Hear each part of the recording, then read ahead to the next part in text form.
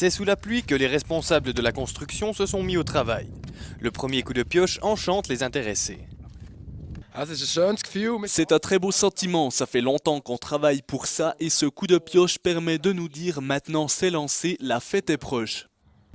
Le plus grand défi pour les constructeurs de l'infrastructure de la FFG est l'installation de l'électricité et des conduites d'eau.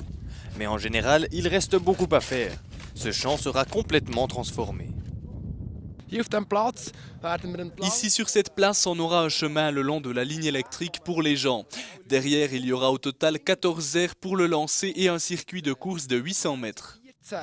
Weitwurfanlagen. Wir werden dort eine 800 Meter Rundbahn installieren. Dort 13 Weitsprunganlagen, die wir stellen. On installera encore 13 aires de saut en longueur et une place en béton pour y installer 8 postes de saut en hauteur pour que tout le monde puisse prendre part à la compétition.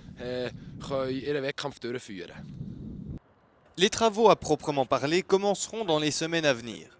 Le mauvais temps actuel met des bâtons dans les roues des constructeurs. Pour